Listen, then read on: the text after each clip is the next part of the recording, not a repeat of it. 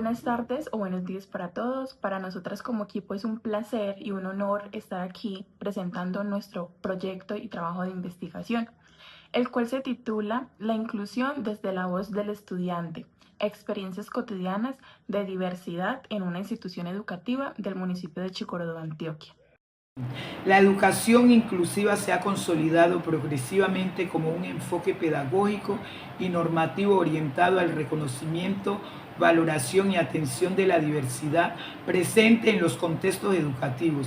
Desde esta perspectiva, la pluralidad cultural, social, cognitiva, de género y territorial es comprendida como un componente inherente a la vida escolar y no como una irregularidad que deba ser corregida o normalizada. Objetivos general y específicos de nuestra investigación. Objetivo general.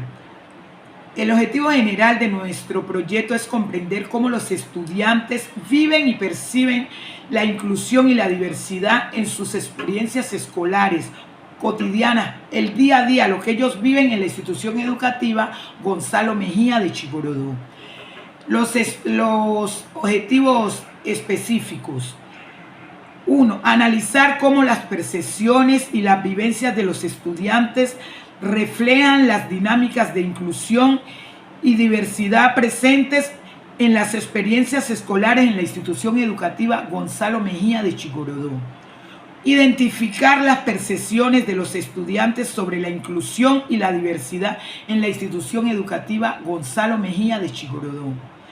Descubrir las formas en que los estudiantes participan, cómo ellos participan en esa vida escolar y cómo estas prácticas promueven esa inclusión en la institución educativa Gonzalo Mejía, que los niños se sientan valorados, que los niños se sientan parte de nuestra institución, que esos niños se sientan acogidos, ese amor que le damos, ese trato, esa forma, entonces es lo que permite que los niños se sientan esa inclusión y esa participación que se les tiene en cuenta.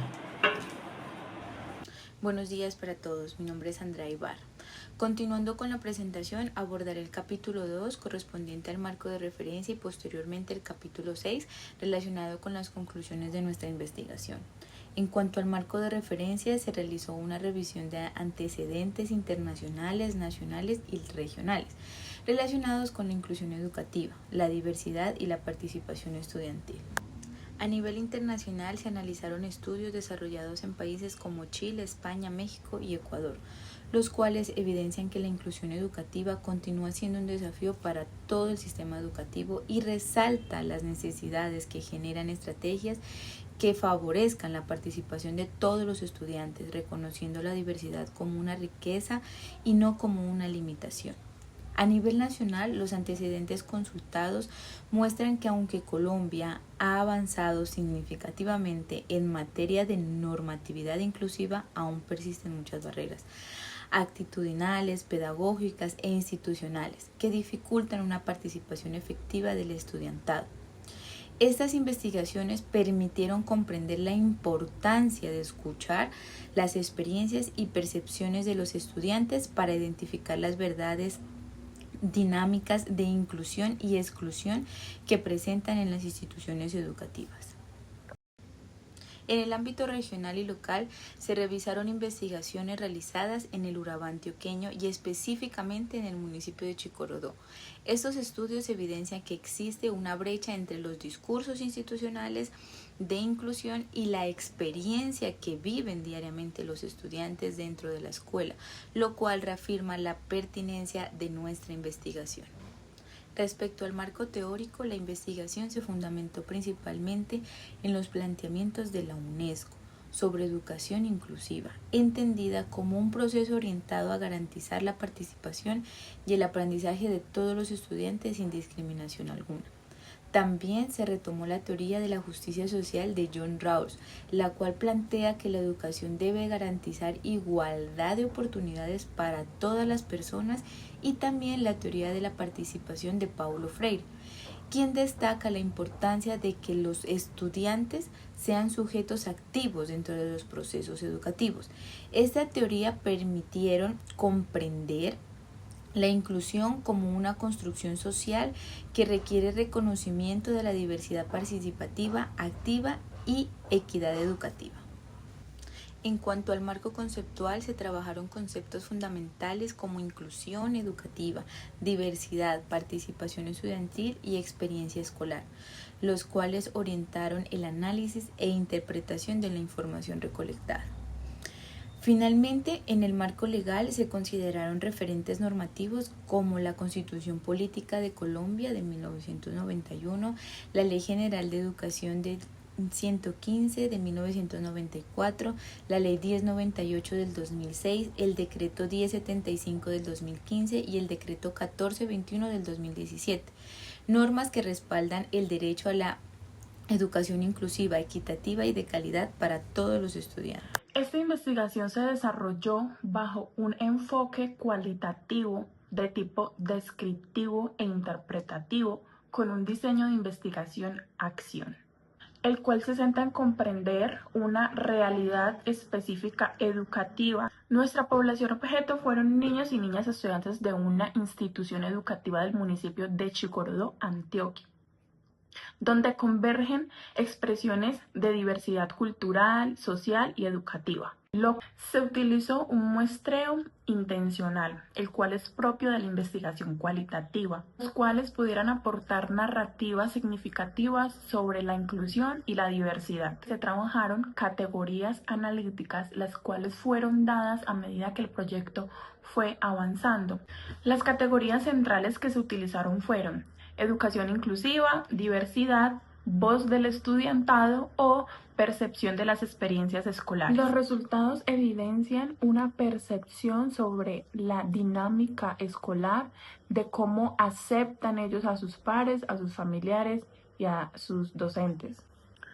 Los estudiantes no hablan de la inclusión desde aspectos técnicos o desde la normativa, hablan desde cómo lo han vivido, desde su experiencia, desde cómo se sienten, desde cómo son tratados, de si son escuchados, de si son entendidos, o por el contrario, puede que lo hablen desde la manera en la que no son escuchados, en las que no son entendidos, en las que no son percibidos dentro de un núcleo escolar. Lo que establece la UNESCO en 2017, donde menciona que la inclusión se va a ver efectiva desde la interacción social o desde las dinámicas escolares que tiene el individuo. Los estudiantes reconocen el término diversidad, sobre todo por el entorno escolar en el que viven diariamente. No obstante, perciben que no son valorados en cuanto a diversidad. Lo pueden llegar a asociar como maltrato o estigmatización, sobre todo aquellos o aquellas que se sienten diferentes. Incluso los estudiantes afirman que la diversidad puede darse de una manera efectiva porque dentro de su narrativa tienen claro que ser diferente no está mal, pero puede serse efectiva teniendo en cuenta políticas pedagógicas inclusivas. Discusión de nuestro proyecto de investigación. Los resultados de nuestro proyecto de investigación apuntaron que la inclusión es comprendida por parte de los estudiantes desde una mirada no técnica o normativa, sino como una experiencia que es construida en la vida, en la escuela y que se mediatiza por el trato dispensado, las relaciones interpersonales, las oportunidades y la participación real que perciben los estudiantes dentro del aula de clases.